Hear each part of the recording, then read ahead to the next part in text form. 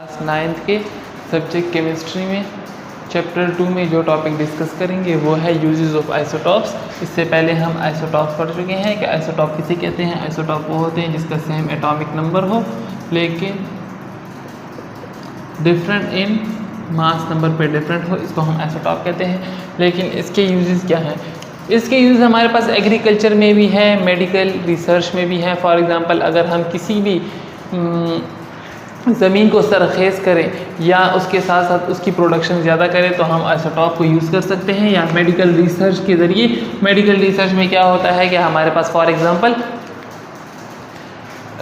किसी भी एरिया में कोई डस्ट पार्टिकल्स हैं या पोल्यूटेंट है तो उसको मेजर करने के लिए हम मेडिकल रिसर्च करते हैं। या उसके साथ साथ हम कैंसर के मरीज़ की स्टेजेस देखते हैं कि वो कौन से स्टेज में है। इसके साथ साथ और भी काफ़ी कल मेडिकल रिसर्च हैं, उससे हम यूज़ ऑफ आइसोटॉप्स करते हैं। आइसोटॉप्स तो इट्स मीन के जो ज़्यादा रेडियो एक्टिव हो तो उसको हम आइसोटॉप्स लेते हैं।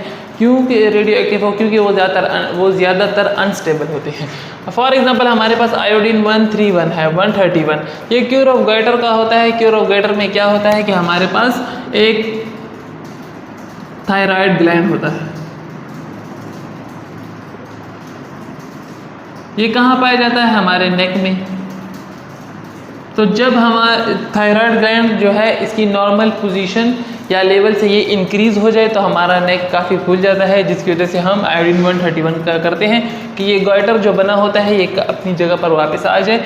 इसके लिए हम ये भी हमारे पास आयोडीन का 131 ऑफ आइसोटॉप। इसके अलावा आयोडीन का वही 123 वाला जो आइसोटॉप है इसको हम यूज़ करते हैं ब्रेन इमेजिंग के लिए कि हमारे पास हमारे ब्रेन में जो इमेज बनती है तो वो किस टाइप की होती है। फॉर एग्ज़ाम्पल हमारे पास कोई ऐसे लोग हों जिनकी अकल और फिक्र काम ना करे लेकिन उनके ब्रेन में इमेजेस बनती हैं जिसकी वजह से वो काफ़ी परेशान रहते हैं, साइको होते हैं। तो 123 जो होते हैं आयोडीन 123 को हम 123 को यूज़ करते हैं, जिससे हमें पता चलता है कि इसको किन तकलीफ़ात का शिकार हुआ है, जिसकी वजह से हम इसका इलाज करते हैं। इसके अलावा हमारे पास केमोथेरेपी है। केमोथेरेपी में हमारे पास ये जो हम ट्यूमर्स होते हैं, कैंसर के जो ट्यूमर्स होते हैं, इसमें केमोथेरेपी के ज़रिए हम इसको रिमूव करते हैं। इसके अलावा हमारे पास सोडियम है। सोडियम हमारे पास क्या करता है? Identification of blood circulation.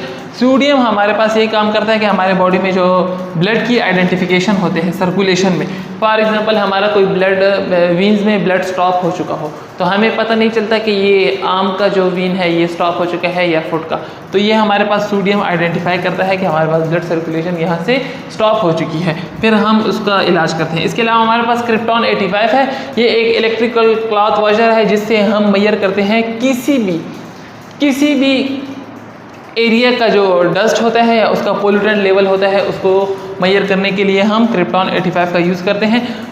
Environmental sciences या एनवायरमेंटल केमिस्ट्री में हम पढ़ेंगे, लेकिन कोई जो हमें बताते हैं कि अमेरिका में काफ़ी ज़्यादा जो है पोल्यूटेंट है, क्यों है, वो हम किससे पता लगाता है? हम क्रिप्टॉन की वजह से पता चलता है। इस तरह अंटार्कटिका को देख लें और भी काफ़ी इंडिया को देख लें, काफ़ी ऐसे ममालिक हैं जिसमें हमारे पास पोल्यूटेंट ज़्यादा है और वो काफ़ी हमारे पास परसेंटेज भी शो दिखाते हैं कि इतनी परसेंटेज हमारे पास जो पोल्यूटेंट्स की है या पोल्यूशन की है इस एरिया में है, तो वो हम किसकी मदद से करते हैं? क्रिप्टॉन की।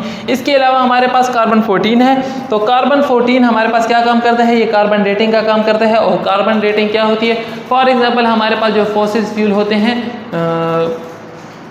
उसको मेजर करने के लिए कि कितने हज़ार साल पुराने हैं। जैसे हम म्यूज़ियम में देखते हैं तो हमारे पास डायनासोर्स होते हैं, तो डायनासोर्स की जो एज है वो हमें बताते हैं किसके ज़रिए? कार्बन डेटिंग के ज़रिए। कार्बन डेटिंग में हमारे पास कौन सा कार्बन इन्वॉल्व होता है आइसोटॉप का? कार्बन 14।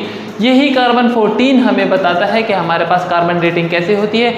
इसमें हमारे पास कार्बन डेटिंग की मदद से हमें पता चलता है कि जो हमारे पास फॉसिल फ्यूल है या जो एनिमल है या ये डायनासोर्स जो म्यूज़ियम में पड़े होते हैं ये हमें बताते हैं कि ये 500 साल पुराने हैं, ये 400 साल पुराने हैं, तो ये अपने आप से नहीं बताते, ये यही कार्बन डेटिंग करते हैं। उससे हमें पता चलता है कि हमारे पास जो जानवर है या कोई ऐसा फॉसिल है ये इतने हज़ार साल पुराना है, या कोई स्टोन है उससे भी हमें पता चलता है कि हमारे पास जो कार्बन ये जो स्टोन है ये कितने हज़ार साल पुराने हैं या कितने 100 साल पुराने हैं, ये हमें कार्बन डेटिंग से पता चलता है।